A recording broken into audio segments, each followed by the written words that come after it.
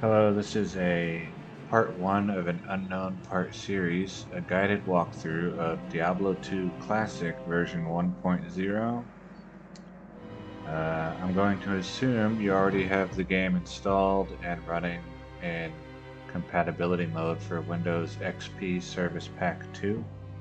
I might go over in a later video how to get this install, but I might not as well. Let's see. Oh, I can't show it. If I do this. There, see, 1.0. Okay, now let's undo this. Amazing. Um, so the first thing you want to do, of course, is to choose your character. And you have 5 choices. The assassin and the druid don't exist yet. So you don't want to play the Amazon because bows don't do their normal damage. Any enhanced damage does not apply to the damage that you actually do. So the damage that you do to enemies is simply the base damage of the bow. The Necromancer is okay if you just want to play through the game once and be done. If you intend to farm items, then he's probably not a great choice because the speed will be, I think, a bit slower. The build that you would use for a Necromancer is Iron Maiden and Blood Golem and Corpse Explosion. The Sorceress I don't like to use because there's, spells cost mana. Maintaining mana is annoying, and there's no insight polearm, so you have to actually manage your mana. The Paladin is not great. He has no good area of effect spells. You can use a Hammered In, but the damage won't go nearly as high as you're used to.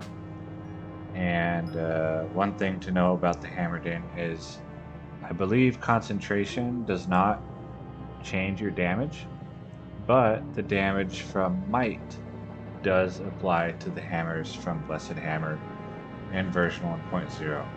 So we're going to pick the Barbarian, and you want to give him a nice name so that you enjoy playing the game more.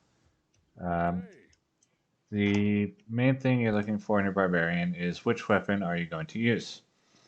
We're not going to use a sword because two-handed swords only deal the damage of the one-handed damage. So there is no two-handed damage on swords.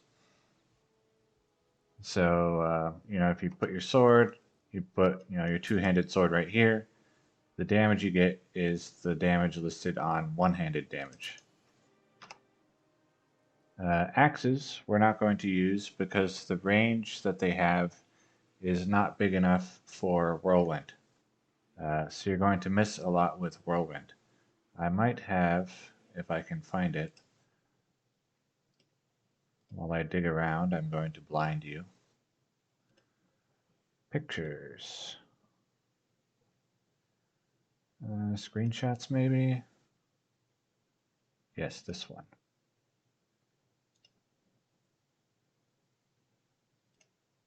This beautiful image, right?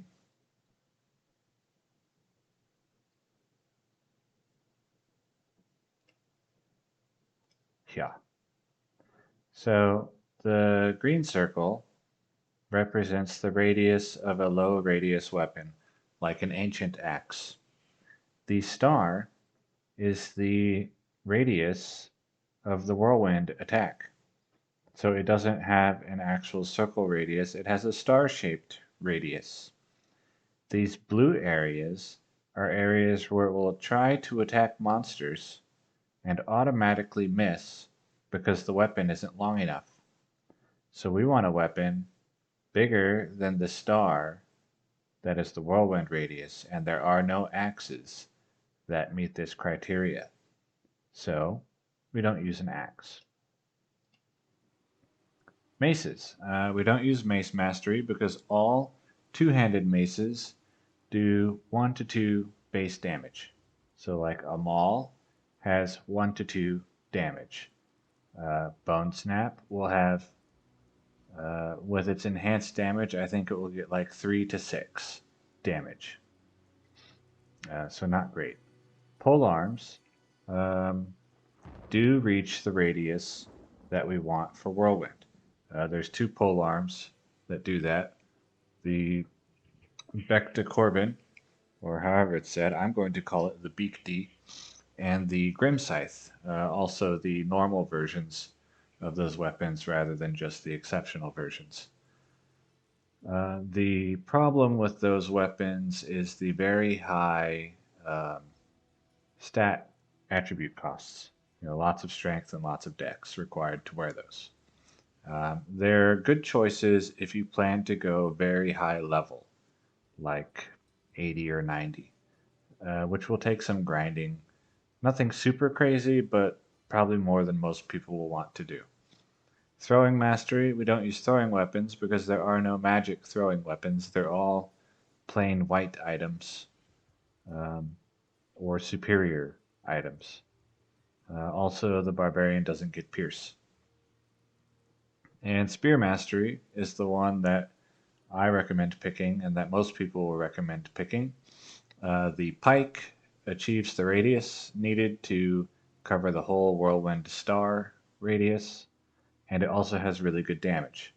Now, when you're using whirlwind, every every weapon, no matter what, attacks every second frame. So attack speed does not matter once you reach whirlwind. You attack one time every 2 frames, no matter what. So the pike being very slow doesn't hurt us. So you're going to max your weapon mastery, and that's basically what you're going to do up until level 30, is max your weapon mastery and then like put 1 point in other things. So I'm actually going to play. When you kill monsters or touch poppables in version 1.0 and in most versions of Classic, the map seed very heavily influences which items will drop. And I will demonstrate this not in this video, but at some point, that you can get duplicated items, like actual dupes with the same fingerprint, by killing the same monster in the same spot in the same amount of time after having entered a waypoint, or by opening the same chest the same amount of time after having entered a waypoint. And you can get the same item over and over and over and over again. For that reason, most times that I play through, I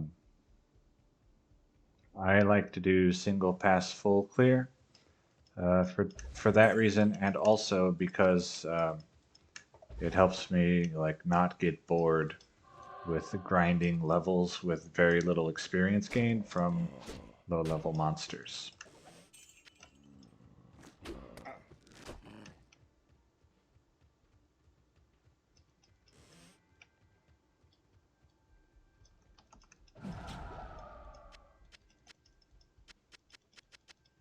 I'm just picking these up to sell.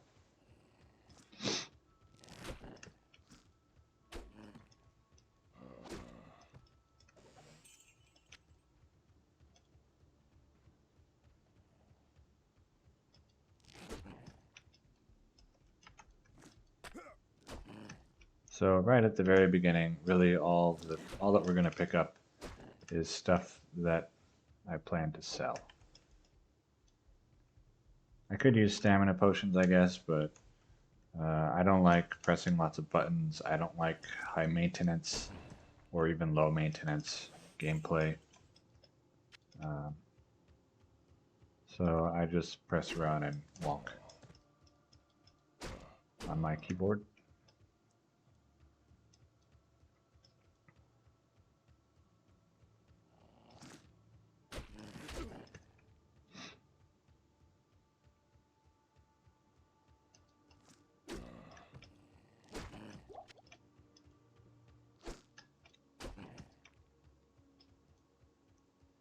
And typically, I think the goal where you're trying to get your barbarian is to the Cow King, to farm the Cow King, and then to Hell if you plan to use the Infinite Magic Find ritual to Hell Act 4. Otherwise, depending on which items you're trying to gamble, you might want to get your Barbarian very high level, like 92, to gamble amulets, in which case you'll want Hell Act 4. And if you just want to gamble rings, belts, and boots, which are, I think, the best items to look for in Classic, then you only need to go to Act 3 of Hell. And really, you can probably just stop at Act 3 of Nightmare. And I'll explain why more when we get there, but it has to do with finding winged helms to sell for gold, because that's your gold find runs. The other target that you might farm in Classic is the Travancore, but not for what you probably might think you'd be farming it for. You would farm the Travancore for gems, and what you're going to do with those gems is forward them to version 1.07 and version 1.10a beta to use in Herodic Cube recipes.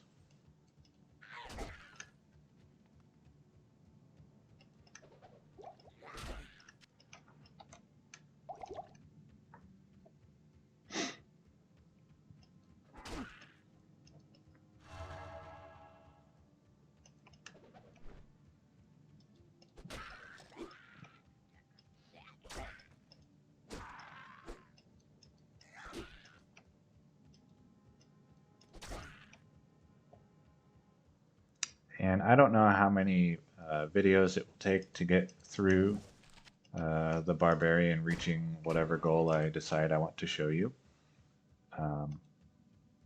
But when it's done, I plan to make a video where it's like a highlight reel of the important bits so that you can just get a quick guide rather than having to watch an actual full playthrough, if that's what you'd rather have.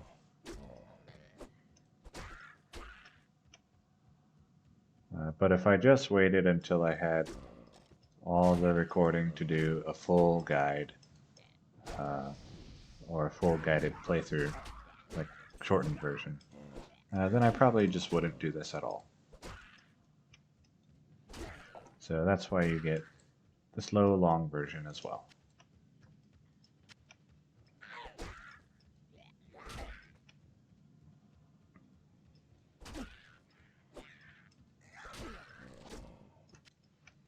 The reason that we want money is to gamble the unique quilted armor.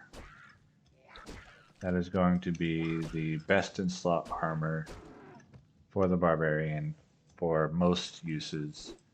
The only exception is if you're going to do gold find, which is selling winged helms over and over.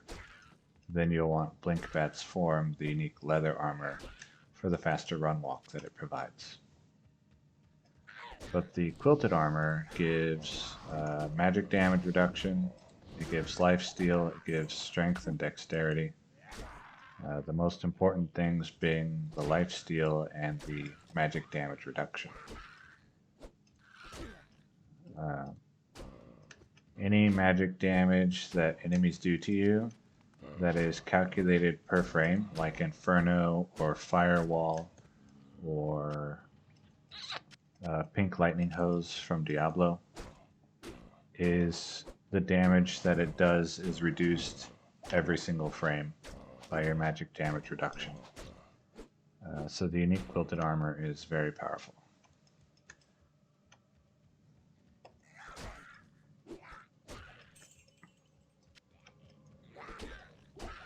Also, leech is very important on all item slots, and you can leech from any monster. Undeads you can leech from the what's it called? The rogues are safe. Even like the stained glass windows in Act 4, Good day. you leech from those. Like you literally just leech from everything. Um,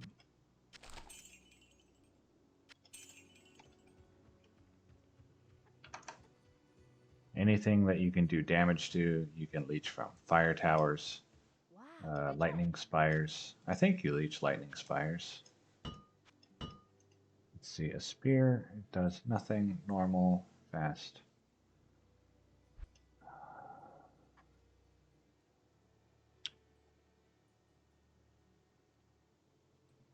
I'm just looking for something with better attack speed. Uh, Fast run walk, that's nice. Fast run walk is linear, so if you have 100% faster run walk on your items, then you run twice as fast.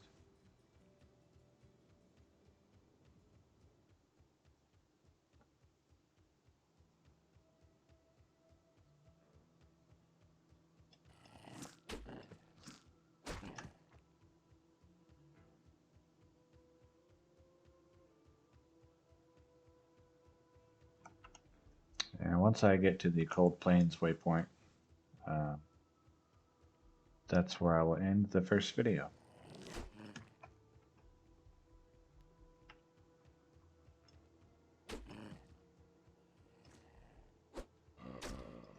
I only plan to clear like 1 or 2 zones per video, and some of them there might not really be any explanation of what's going on. I'm just going to be clearing zones.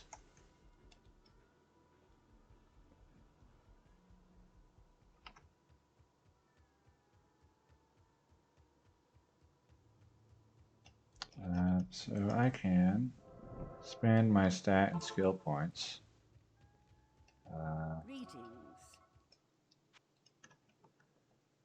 Let's see. I don't really remember how much the pike requires, so I'm not going to spend any yet. But I am just going to... Oh, I can't do Spear Mastery. It has to be level 6. Okay. We do not need Find Item, ever. Get that. That's it. Getting this is a prerequisite for Whirlwind. Find Item. It will only generate white items, I think. And it does not work like in modern patches where it re-rolls the entire drop of that monster. So like if you use Find Item on a council member, you're expecting to find like, 2 magic items and a gem or something like that. If you use Find Item here in Classic 1.0 on a council member, it probably won't drop anything, and if it does, it's going to be like a scroll of Identify, and that's it. So it's not, Find Item is completely unused here.